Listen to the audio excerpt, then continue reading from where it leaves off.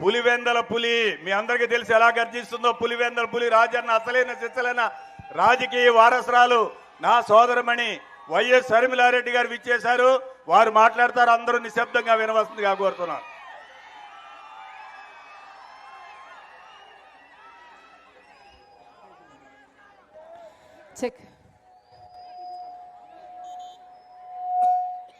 ఇంత ఆలస్యమైనా కూడా మా కోసం మీరు సమయం చేసుకున్నారు. మీ పనులు మానుకొని మరి మా కోసం మీరు సమయం చేసుకున్నారు. ప్రతి అన్నకు, ప్రతి తమ్ముడికి, ప్రతి అయ్యకు, ప్రతి అమ్మకు, ప్రతి అక్కకు, ప్రతి చెల్లికి మీ రాజశేఖర రెడ్డి బిడ్డ మీ షర్మిల శిరస్సు వంచి చేతులు జోడించి మనస్ఫూర్తిగా నమస్కరించుకుంటోంది.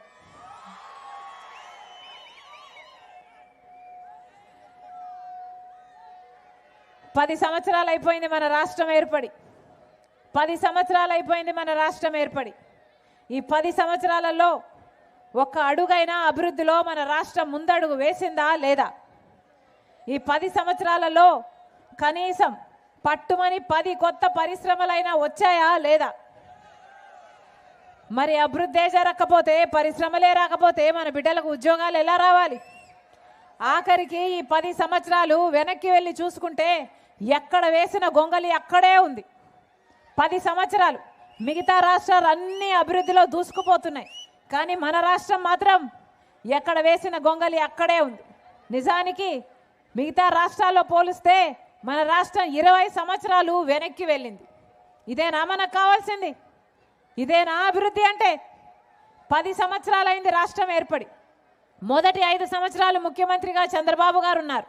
ఇప్పుడు 5 సంవత్సరాలు ముఖ్యమంత్రిగా జగన్మోహన్ రెడ్డి గారు ఉన్నారు. మరి 10 సంవత్సరాలలో మన ప్రత్యేక హోదా రావాల్సింది 10 సంవత్సరాల క్రింద అయినప్పుడు మరి ఈ 10 సంవత్సరాలలో వీళ్ళిద్దరూ ఏం చేస్తున్నారు? గాడిదలు కాస్తున్నారా? ప్రజల కోసం పనిచేస్తున్నారా?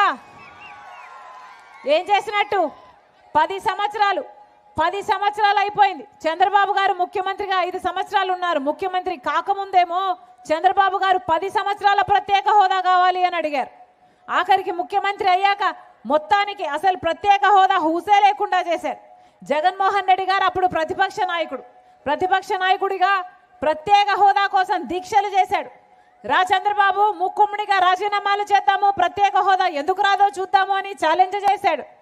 ఆఖరికి జగన్మోహన్ రెడ్డి గారు ఎలక్షన్లప్పుడు ఇలాగే మైకు పట్టుకొని మాకు ఎంపీలను ఇవ్వండి, మమ్మల్ని గెలిపించండి, బీజేపీ మెడలు వంచైనా సరే ప్రత్యేక హోదా తీసుకొస్తామన్నారు. వచ్చిందా? ఎన్ని ఎంపీలు ఇచ్చారు? 22 ఎంపీలు ఇస్తే మరి ప్రత్యేక హోదా ఎందుకు తేలేదు జగన్మోహన్ రెడ్డి గారు? ఇందుకేనా అధికారం ఇచ్చింది? నమ్మి ఓట్లేస్తే ఈరోజు జగన్మోహన్ రెడ్డి గారు ప్రత్యేక హోదా అన్న ఊసే లేకుండా చేశారు. ఈ 5 సంవత్సరాలలో ఒక్క నిజమైన ఉద్యమమైన జగన్మోహన్ రెడ్డి గారు ప్రత్యేక హోదా కోసం చేశారా? ప్రత్యేక హోదా మనకు ఊపిరి లాంటిదని, మన రాష్ట్ర భవిష్యత్తు దాని మీదే ఆధారపడి ఉందని చంద్రబాబు గారికి తెలుసు, జగన్మోహన్ రెడ్డి గారికి తెలుసు. అధికారంలోకి వచ్చేంత వరకు ప్రత్యేక హోదాను వాడుకున్నారు. తీరా అధికారంలోకి వచ్చాక అదే ప్రత్యేక హోదాను బీజేపీ పార్టీకి తాకట్టు పెట్టారు. ఒక ప్రత్యేక హోదా ఏమిటి?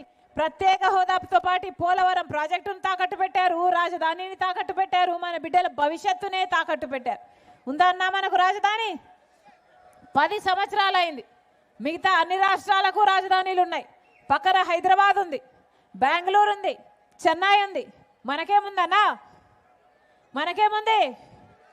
చేతిలో చిప్ ఉంది.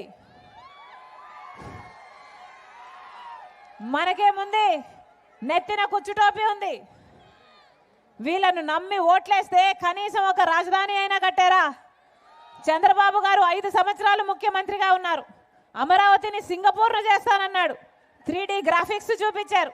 తీరా చూస్తే అమరావతి కాస్త భ్రమరావతి అయిపోయింది. కనీసం ఒక్క పర్మనెంట్ బిల్డింగ్ కూడా కట్టలేదు చంద్రబాబు గారు. మళ్ళీ జగన్మోహన్ రెడ్డి గారు ముఖ్యమంత్రి అయ్యారు. ఈయనకు ఒక రాజధాని సరిపోలేదు, 3 రాజధానీలు అన్నారు. పోనీ 3ట్లో ఒకటైనా సాధ్యం చేశారా అంటే ఒక్కటి కూడా సాధ్యం చేయలేదు. వాషింగ్టన్ డీసీని తలపిస్తారన్నారు, మోడీ అయితే న్యూఢిల్లీని తలపిస్తారన్నారు. రాజధాని ఎక్కడుంది? ఉందా రాజధాని? ఏం మిగిలింది మనకు? గుండు సున్నా మిగిలింది. 10 సంవత్సరాలు అయిపోయింది. అందరికీ అన్నీ ఉన్నాయి, మనకు మాత్రం ఏదీ మిగలలేదు. మళ్ళీ వీళ్ళకి ఓట్లు వేయాలనా? మళ్ళీ వీళ్ళకి అధికారం ఇవ్వాలనా? వీళ్ళకి అధికారం ఇస్తే మళ్ళీ ప్రత్యేక హోదా కోసం కొట్లాడతారా? పోలవరం కోసం కొట్లాడతారా? రాజధాని తీసుకొస్తారా? బీజేపీ పార్టీతో పొత్తులు పెట్టుకున్నారు, బీజేపీ పార్టీకి తొత్తులు అయ్యారు తప్పితే ప్రజల గురించి ఆలోచన చేసింది ఏమీ లేదు. మనకు బీజేపీ పార్టీ వెన్నుపోటు పొడుస్తూనే ఉంది. మనకి ఇవ్వాల్సిన హామీలలో, మనకు రావాల్సిన హక్కులలో ఒక్కటి ఇవ్వలేదు బీజేపీ పార్టీ. అయినా అదే బీజేపీ పార్టీతో పొత్తు పెట్టుకున్నాడు చంద్రబాబు గారు. బీజేపీ పార్టీతో చంద్రబాబు గారు పొత్తు పెట్టుకుంటే జగన్మోహన్ రెడ్డి గారికి ఏమో అక్రమ పొత్తు. ఇద్దరికీ పొత్తులున్నాయి, ఒకరిది బహిరంగ పొత్తు, ఇంకొకరిది అక్రమ పొత్తు. ఆఖరికి జగన్మోహన్ రెడ్డి గారు దత్తత పుత్రుడు అంటున్నారు. బీజేపీ నాయకులే, నిర్మలా సీతారామన్ గారే మోడీకి దత్తపుత్రుడు జగన్మోహన్ రెడ్డి గారు అని చెప్తున్నారే, మరి ఇంతకంటే దారుణం ఉంటుందా?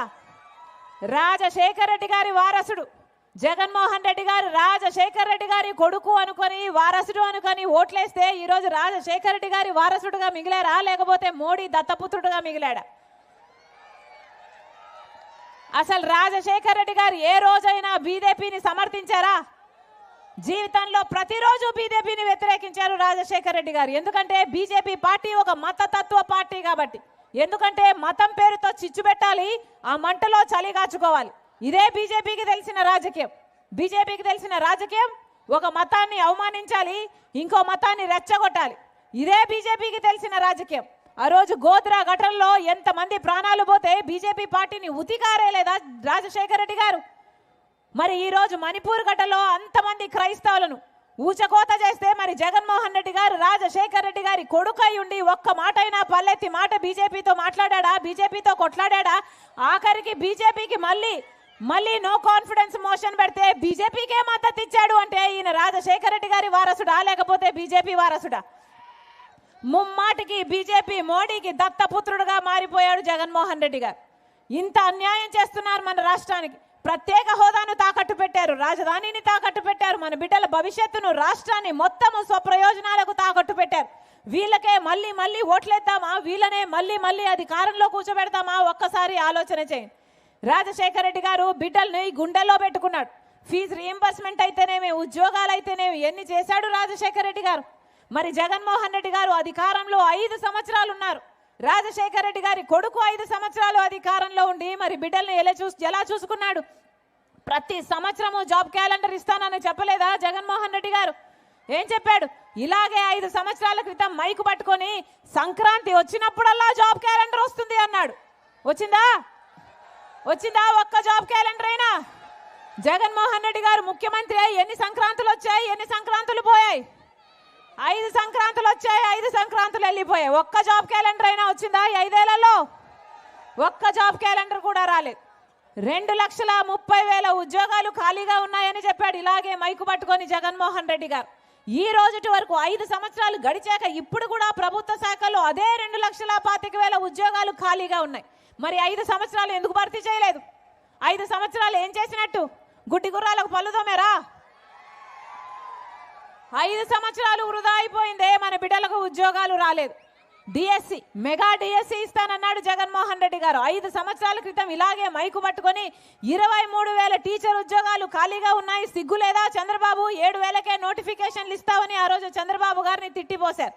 మరి జగన్మోహన్ రెడ్డి గారు చేసింది ఏమిటి? 23,000 టీచర్ ఉద్యోగాలు ఖాళీగా ఉంటే 5 సంవత్సరాలు ముట్టుకోనే లేదు. ఇప్పుడు ఆఖరణ ఎలక్షన్లు వచ్చాయి కాబట్టి 2 నెలల ముందు ఒక దగా డిఎస్సి 6,000తో ఒక దగా డిఎస్సి ఇచ్చారు. 2 నెలల ముందు, ఎలక్షన్లకు ముందు 2 నెలల ముందు ఇస్తే ఈ పరీక్షలు ఎప్పుడు జరగాలి? బిడ్డలకు ఉద్యోగాలు ఎప్పుడు రావాలి? ఇది అయ్యేదా సచ్చేదా? 5 సంవత్సరాలు ఎందుకు ఇవ్వలేదు? 5 సంవత్సరాలు ఎందుకు ఇవ్వలేదు? కనీసం కుంభకర్ణుడైనా 6 నెలలు నిద్రపోతాడు, 6 నెలలు పనిచేస్తాడే. మరి జగన్మోహన్ రెడ్డి గారు ఏం చేశారు? 5 సంవత్సరాలు నిద్రపోయారు. ఇప్పుడు ఎన్నికలు వచ్చాయి కాబట్టి, మీతో అవసరం ఉంది కాబట్టి మీరు ఓట్లేయాలట, బటన్లు నొక్కాలట, అందుకని సిద్ధమని బయలుదేరారు ఇప్పుడు జగన్మోహన్ రెడ్డి గారు. దేనికి సిద్ధమన్నా? దేనికి సిద్ధం? మళ్ళీ 8 లక్షల కోట్ల రూపాయలు అప్పులు చేయడానికి సిద్ధమా? మళ్ళీ బీజేపీ పార్టీతో అక్రమ పొత్తు పెట్టుకోవడానికి సిద్ధమా? మళ్ళీ బీజేపీ పార్టీకి మనకు ప్రత్యేక హోదా, మన మన మన రాజధాని, మన పోలవరము, మన బిడ్డల భవిష్యత్తు తాకట్టు పెట్టడానికి సిద్ధమా? మళ్ళీ 20 లక్షల పేదలు ఇల్లులు కడతానని చెప్పి మోసం చేయడానికి సిద్ధమా? లేకపోతే మళ్ళీ పూర్తి మద్యపాన నిషేధం చేస్తానని చెప్పి మళ్ళీ మోసం చేయడానికి సిద్ధమా? దేనికి సిద్ధం? 5 సంవత్సరాల క్రితం ఇలాగే మైకు పట్టుకొని పూర్తి మద్యపాన నిషేధం చేస్తాను అని చెప్పలేదా జగన్మోహన్ రెడ్డి గారు?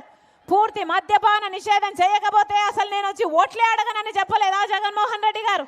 పూర్తి మద్యపాన నిషేధం మేనిఫెస్టోలో పెడుతున్నాను, మేనిఫెస్టో అంటే నాకు బైబిల్తో సమానము, ఖురాన్తో సమానము, భగవద్గీతతో సమానం అని చెప్పాడే జగన్మోహన్ రెడ్డి గారు.